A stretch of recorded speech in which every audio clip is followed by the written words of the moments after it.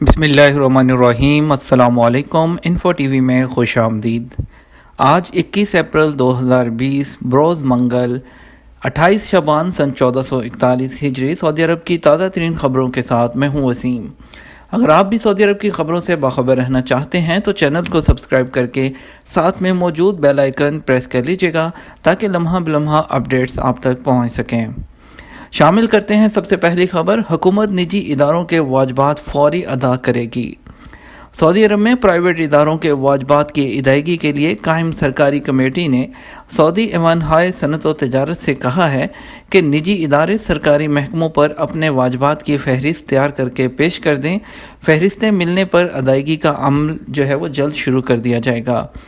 الشرق الوسط کے مطابق نجی ادارے اور کمپنیاں وزارتوں، محکموں اور سرکاری اداروں پر اپنے واجبات کی تفصیلات تیار کر رہے ہیں۔ یہ اطلاعات بھی ملی ہیں کہ گزشتہ حکومت وہ برسوں سے تعلق رکھنے والے نجی اداروں کے واجبات پہلی فرصت میں ادا کرنے والی ہے۔ سعودی حکومت نے چھوٹے اور درمیانے سائز کے اداروں اور تجارتی سرگرمیوں اور اقتصادی شعبوں کو فعال بنانے والے کئی پروگرام اور فارمولے متعارف کرا دیے ہیں۔ حکومت سرمایہ کاروں کو کیش بھی مہیا کر رہی ہے۔ گھریلو ملازمین کی تعداد 36,90,000۔ سعودی عرب میں گھریلو ملازمین کی تعداد میں اضافہ ہوا ہے۔ 3 ماہ کے دوران گھریلو ملازمین کی تعداد 14% بڑھ کر 36,90,000 تک پہنچ گئی۔ الاقتصادیہ کے مطابق ماہرین نے سرکاری اعداد و شمار کے حوالے سے بتایا ہے کہ 2019 کی آخری سہ ماہی کے دوران گھریلو ملازمین کی تعداد میں 2018 کی آخری سہ ماہی کے مقابلے میں 14% اضافہ ہوا۔ 3 ماہ میں 4,65,000 کارکنان بڑھ گئے۔ 2018 کے آخری منتھ میں ان کے آخر میں گھریلو ملازمین کی کل تعداد 3.22 ملین تھی۔ یہ 2019 کے آخر میں بڑھ کر 3.69 ملین ہو گئی۔ 2019 کے آخر میں آخری سہ ماہی تھی اس میں گھریلو عملے میں 55% ڈرائیورز ریکارڈ کیے گئے۔ ان کی تعداد 2.02 ملین ہے۔ ان کے بعد ہاؤس میٹ دوسرے نمبر پر رہے، ان کا تناسب 42% پایا گیا۔ گھریلو خدمتگاروں کی کل تعداد 1.56 ملین رہی۔ گھریلو ملازمین میں ڈرائیوروں اور گھریلو خدمتگاروں کی مجموعی تعداد کا تناسب 97% پایا گیا۔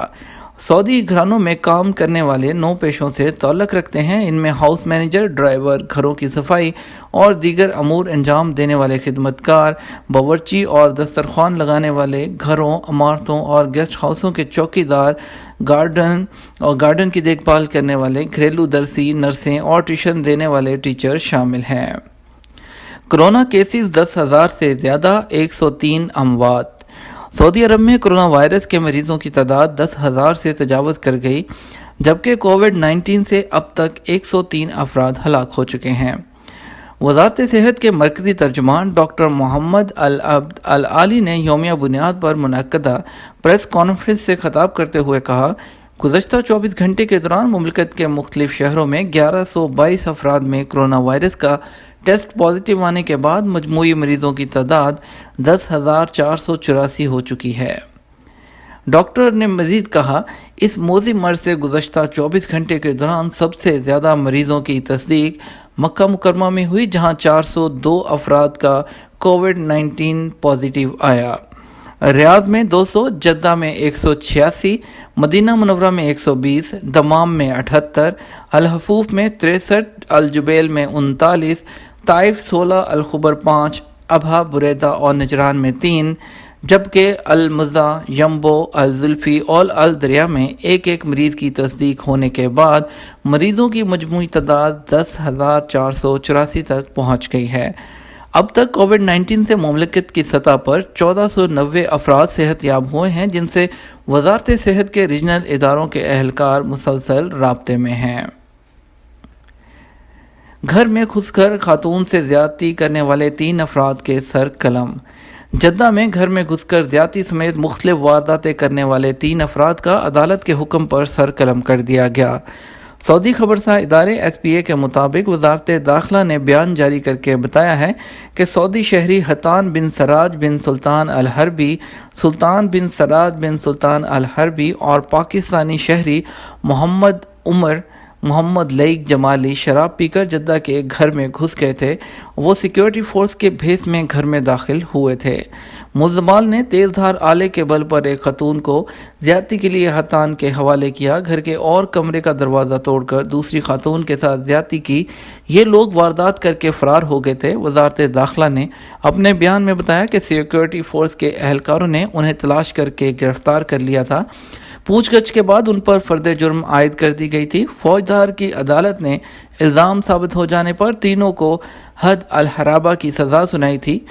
حد الحرابہ اسلامی قانون جرم و سزا کے تحت ایسے جرم کی سزا ہے جو ملک میں بدامنی، انارکی اور خلفشار پھیلانے پر دی جاتی ہے۔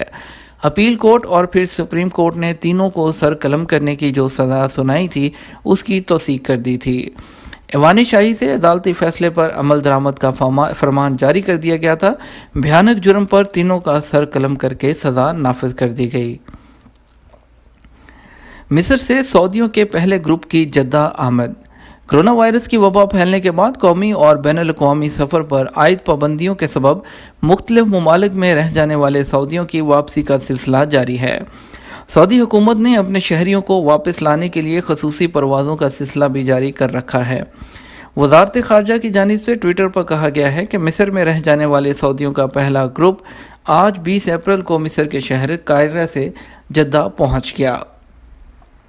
وزارت خارجہ کی جانب سے جو جاری بیان کیا گیا ہے اس حوالے سے قاہرہ سے آنے والے سعودیوں کو جدہ ایئرپورٹ پر خوش آمدید کہتے ہوئے انہیں مقررہ احتیاطی تدابیر اختیار کرتے ہوئے خصوصی بسوں کے ذریعے ہوٹلوں میں پہنچا دیا گیا، جہاں انہیں وزارت صحت کی نگرانی میں 2 ہفتے رکھا جائے گا۔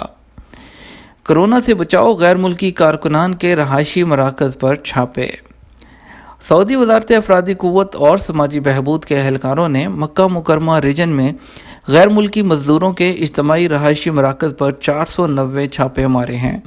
چھاپہ مہم کے ذریعے یہ پتہ لگایا گیا کہ آیا کرونا وائرس سے غیر ملکی کارکنان کو بچانے اور ان کے حلقوں میں کرونا سے بچاؤ کے لیے حفاظتی اقدامات کیے گئے ہیں یا نہیں۔